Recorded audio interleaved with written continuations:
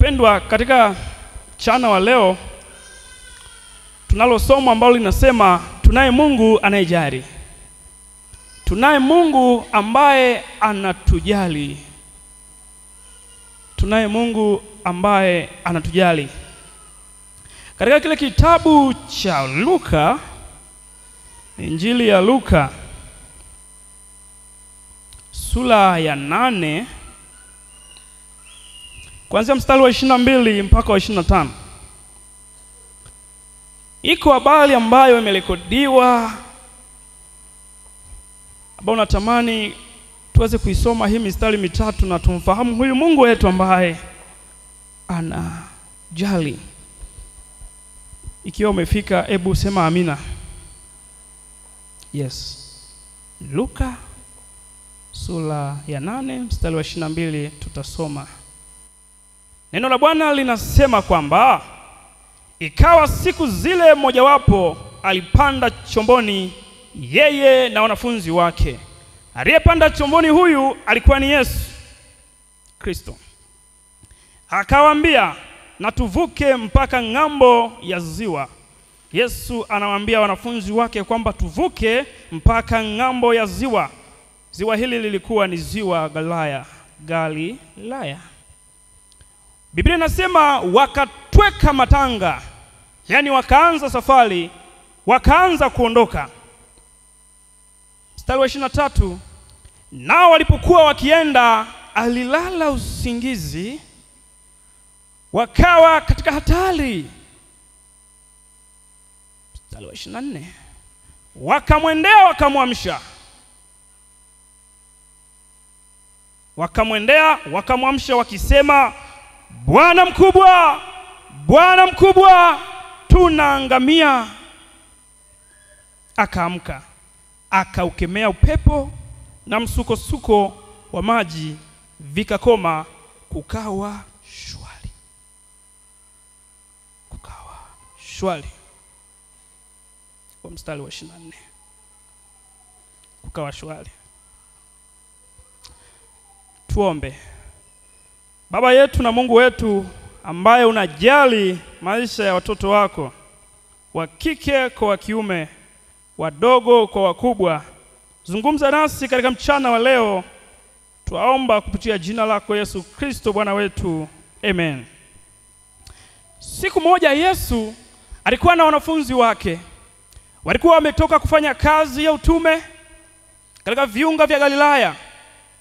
Katika viunga vya Galilaya wamefanya kazi na wanafunzi wake, amewaelekeza namna ambavyo atakuja au amekuja kusimika ufalme wake katika ulimwengu huu.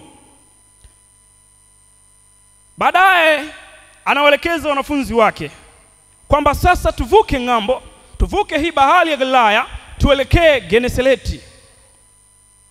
Tuelekee Genesaleti. Na kuvuka ile bahari ya Galilaya au ziwa la Galilaya palikuwa ni jirani tu, ni kitendo cha kuvuka tu, kama unavuka rami. Yaani ni kitendo cha kuvuka, ila ziwa linakuwa gani kubwa. Ambao umeshawahi kufika ziwani, wanavuka kwa kutumia chombo, mashua.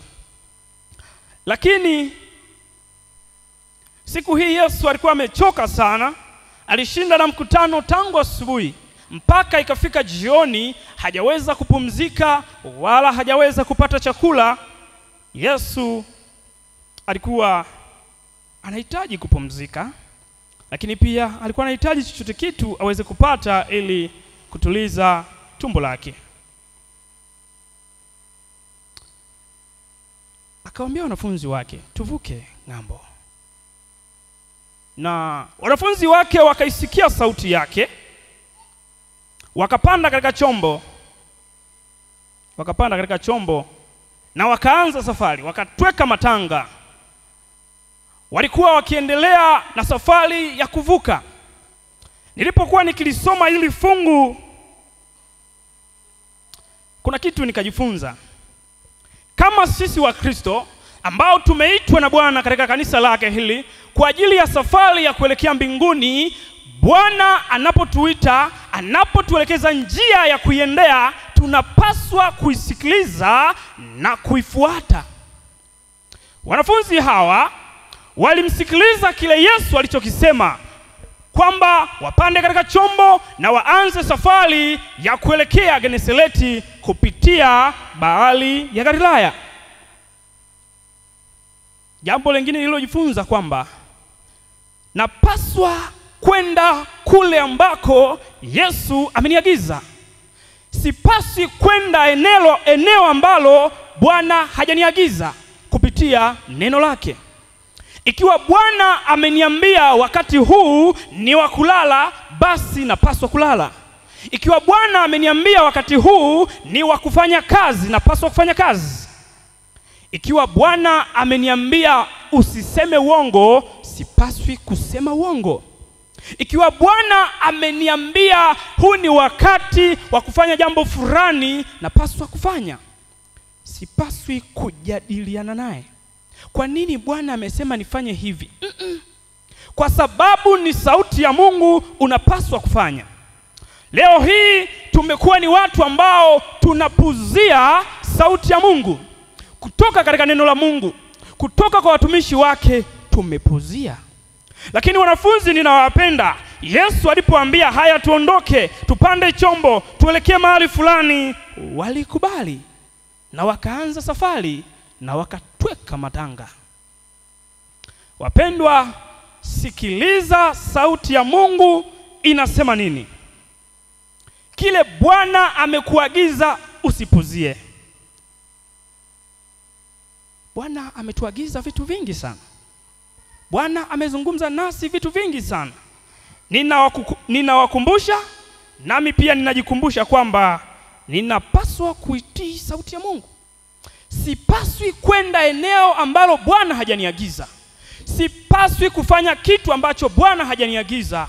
Ninapaswa kumsikiliza yeye Mungu ambaye ameniumba mimi.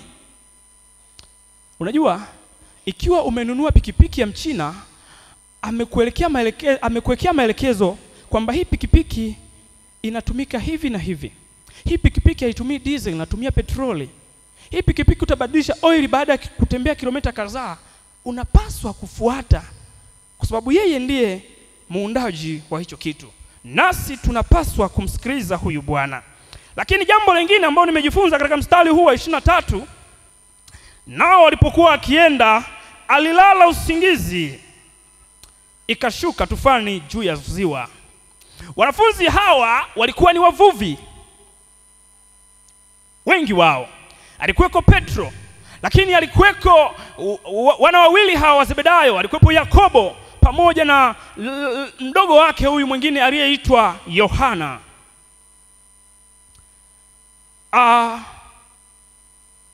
Wengine walikuwa ni wasomi, lakini wengi wao walikuwa ni wenyeji wa maji. Na maanisha nini? Watu wengi ambao wanaishi Kiela kule Matema, hata kama si mvuvi anajua kuogelea. Watu wengi ambao wanaishi kanda ya ziwa, hata kama hajajikita katika uvuvi, ni msomi mwajiliwa, lakini anajua kuogelea.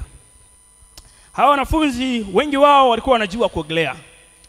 Yesu alipokuwa amepanda katika chombo, alilala usingizi. Unajua kwa nini Yesu alilala usingizi? Ni kweli Yesu alikuwa amechoka. Ni kweli Yesu alikuwa na njaa, alihitaji kupumzika. Lakini niwaambie wapendwa, katika teolojia kuna kitu tunajifunza hapa. Uzoefu wa wanafunzi ulifanya Bwana aweze kulala katika chombo. Yesu alipolala katika safari, Biblia inaeleza kwamba ikatokea tufani, ikatokea dhoruba. Wapendwa, Yesu anapolala katika safari yetu, itatokea tufani. Lazima itatokea hatari. Itatokea hatari. Wanafunzi hawa walikuwa ni wazoefu. Wanakwambia hatukuhitaji Yesu katika safari hii.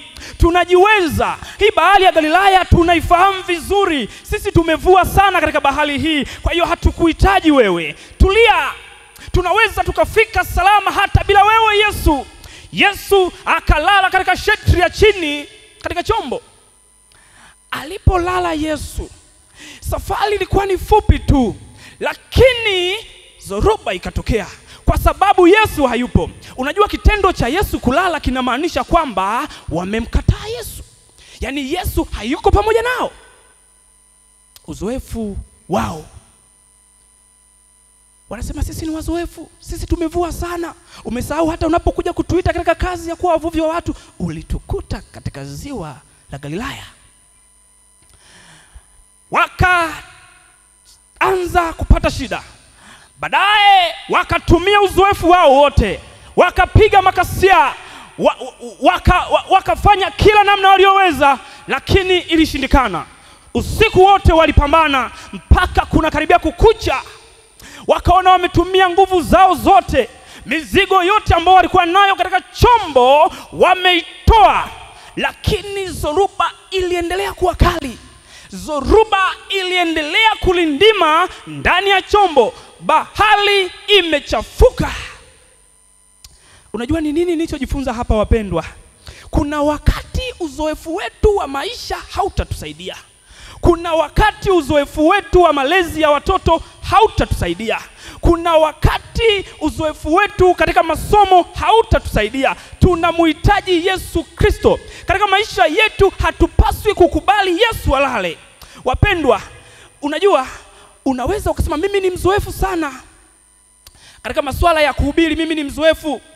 Nikipangwa tu nakuja hapa, najua Biblia ikoje, ninafika tu ninahubiri bila hata maandalizi. Ninahubiri tu bila hata Yesu. Wapendwa, uzoefu hautatusaidia. Unaweza ukahubiri hapa na mahubiri yako yasibadilishe maisha ya watu, mahubiri yako yakawa ni ya kufurahisha tu, mahubiri yako yakawa ni makavu kwa sababu umetumia uzoefu wako.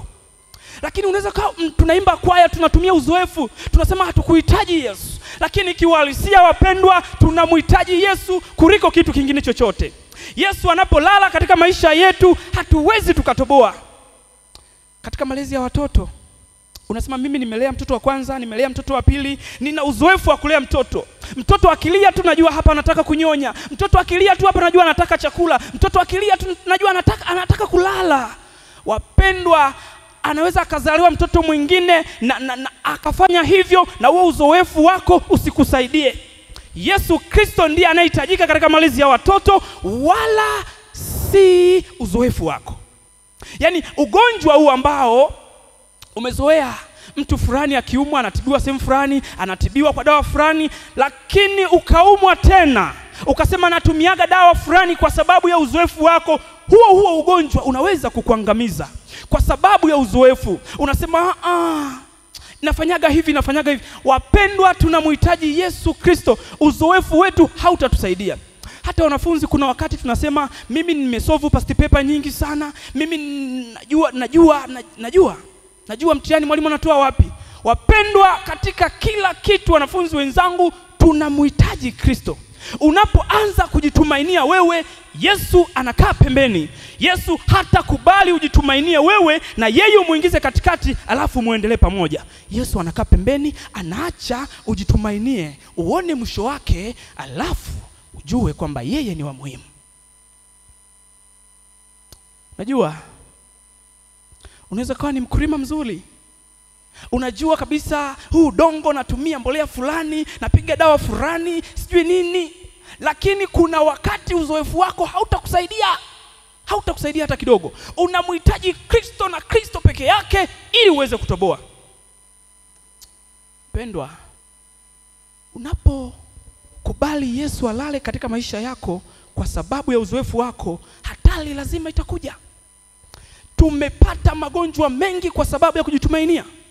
Tumepata hasara nyingi katika biashara zetu kwa sababu unasema mimi najua machimbo ya kujumlia, najua bei za kuuzia, ukajitumainia wewe, ukamsahau Yesu katika biashara yako na biashara ikayumba kwa sababu ulijitumainia wewe.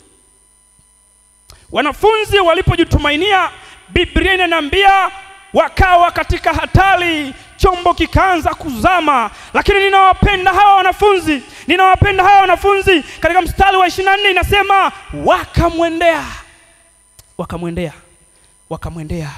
wakamwamsha. Mpendwa, yawezekana ulijitumainia. Yawezekana nilijitumainia katika jambo fulani. Yawezekana nilimwacha Yesu alale katika maisha yangu kwa sababu niliacha ibada za asubuhi, niliacha ibada za jioni, niliacha watoto wangu kuwaelekeza njia ya Bwana, na Yesu akalala katika maisha yangu, katika familia yangu Yesu akalala, katika biashara yangu Yesu akalala, katika masomo yangu Yesu akalala, katika kila ninachokifanya Yesu akalala usingizi. Na nikapata hatari, nikapata zoruba. Wanafunzi hawa licha ya kutumia uzoefu wao, walipoona uzoefu wao hauwasaidii, wakakumbuka kwamba yuko aliyetuita, yuko Yesu ambaye ameponya watu magonjwa huko, ametoa mapepo huko, amelisha watu chakula huko, wakamwendea Yesu. Wapendwa, ninakutia moyo kwamba unapoona mambo yako hayaendi, mwendee Yesu. Mwendee Yesu. Mwendee Yesu. Na haitoshi kumwendea Yesu, wakamwendea Yesu, wakamwamsha. Tunapopata matatizo tulijisahau, Yesu akalala. Wanafunzi hawa na wapendwa hawakuendea wavuvi wenzao. Unajua pembeni kuna boti zingine zilikuwa zinaendelea na safari, hawakuanza kupiga kelele kwa wale wavuvi wengine. No, walimuita Yesu. Wapendwa, unapopata shida, acha kukimbilia kwa mganga wa kienyeji, acha kukimbilia kwa wataalamu unaowajua wewe. Mwendee Yesu. Na haitoshi tu kumwendea, mwamshe. Mwamshe. Unamwamshaje Yesu? Ni kwa kupiga magoti, kumwambia Bwana, nilikosea. Bwana, sasa nimetambua kosa langu, ninakuhitaji wewe. Yesu aamke katika maisha yako. Mpendwa, ukimwamsha Yesu, neno la Mungu linasema hivi, wakamwendea, wakamwamsha, akaamka. Ukimwamsha Yesu, hawezi kukataa kuamka. Bwana asifiwe. Wapendwa, ukimwamsha Yesu ataamka. Hakuna aliyewahi kumwamsha Yesu na Yesu akakataa akaendelea kulala. Wanafunzi hawa japokuwa walikuwa wamekosea na walitambua kwamba tumekosea kujitumainia wenyewe, wakamwamsha Yesu na Yesu hakusita. Yesu akaamka. Wapendwa, mwamshe Yesu. Yawezekana katika biashara yako Yesu amelala. Ninakutia moyo kwa jina la Yesu, mwamshe Yesu. Katika familia yako, mwamshe Yesu. Katika kila unachokifanya, mwamshe Yesu, ataamka. Wapendwa, mwamshe.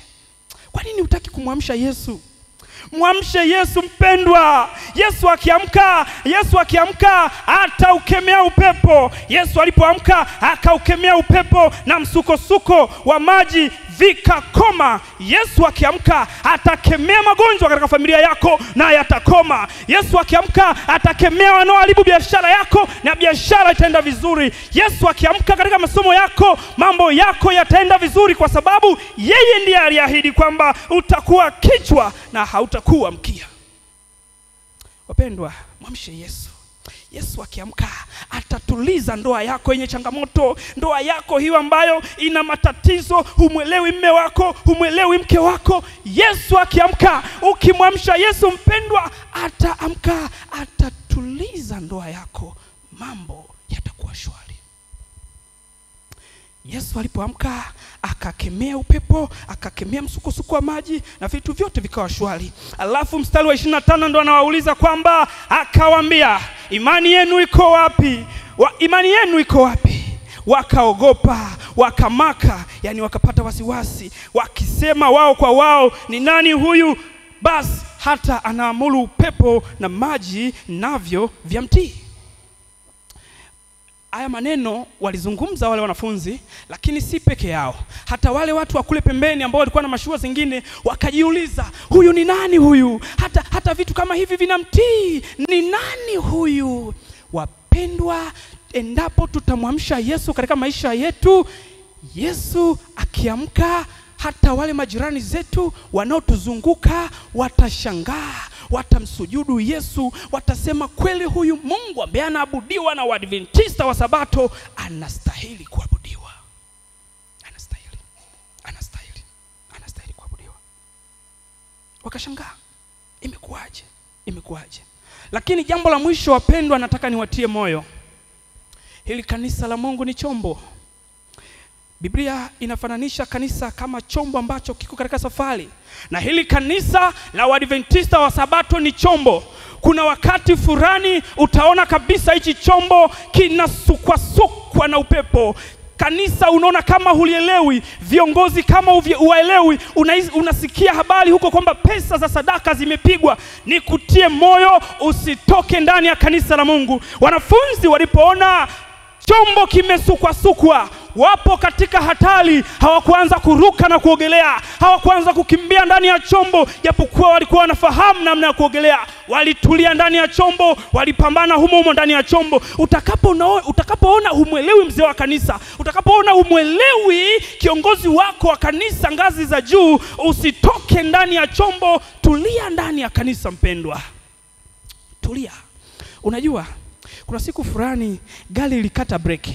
Wale watu wa abiria wakaanza kuruka wanajiokoa, lakini wengine walitulia ndani ya chombo. Yule driver aliendelea kupambana, hatimaye gari katulia katika mwendo mzuri. Lakini wale ambao walikuwa wameruka nje, wengi waliumia, wengi walichuruzika, wengine walipoteza hata maisha. Lakini wale ambao walikuwa baki ndani ya chombo walikuwa salama, kwa sababu yule dereva alikuwa anaendelea kupambana ili chombo kikae salama. Anayeliendesha hili kanisa la Mungu ni Yesu mwenyewe, na Yesu anasema yeye ndiye bwana harusi na hili kanisa ndiye mke wake. Mpendwa, Yesu analijali kanisa lake, na kuna maneno mengi kwamba kanisa la Bwana limeasi, kuna maneno mengi kwamba viongozi wa kanisa wamefanya nini. Mpendwa, yasikutishe, mpendwa, yasikuangaishe. Tulia ndani ya kanisa la Mungu, anayeliendesha ni Mungu mwenyewe na litafika salama. Maana katika kitabu cha Selected Message gombo la pili ukurasa 380 anasema kanisa la Mungu linaweza kuonekana kwamba limeanguka, lakini kiukweli ni kwamba kanisa la Mungu halitaanguka.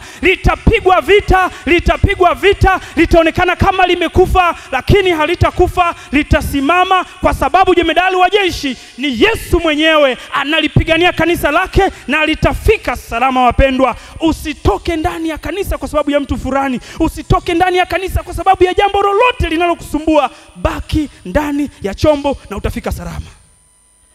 Wangapi wanatamani kumwamsha Yesu katika maisha yao? Wasimame.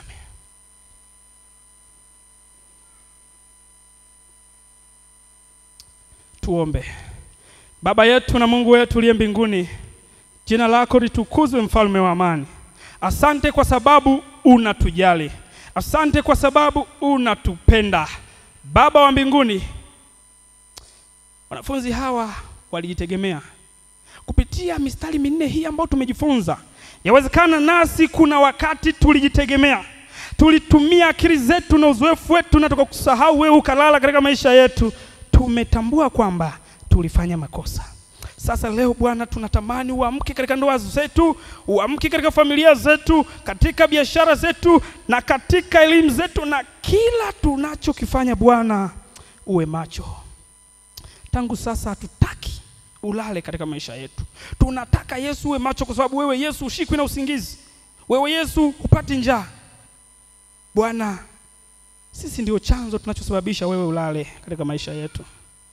Baba wa mbinguni, msaidie kila aliyesimama ambaye anatamani Yesu uwe macho katika maisha yake.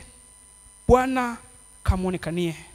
Lakini yawezekana alikosea mahali fulani yeye mwenyewe, ndio maana amepata ugonjwa huo, ndio maana kitu fulani kinamsumbua. Yesu, kama ulivyowasamehe wanafunzi, tusamehe na sisi. Msamehe naye mama huyu na baba huyu. Alafu unapotuuliza kwamba sasa imani yetu iko wapi, tunashindwa cha kujibu, Bwana tupatie imani iliyo thabiti, tukutegemee wewe mwanzo hata mwisho wetu. Baba wa mbinguni, bariki kanisa la Swebo. Bariki wazazi wangu hawa. Bariki rafiki zangu hawa. Bariki watoto. Tubariki sote, tusimame imara. Na kanisa lako linapoendelea kupigwa vita na shetani, tunajua kwamba ni hakika tutashinda, kwa kuwa wewe ulishinda. Tusimamie, tupiganie katika jina la Yesu Kristo Bwana wetu. Amen.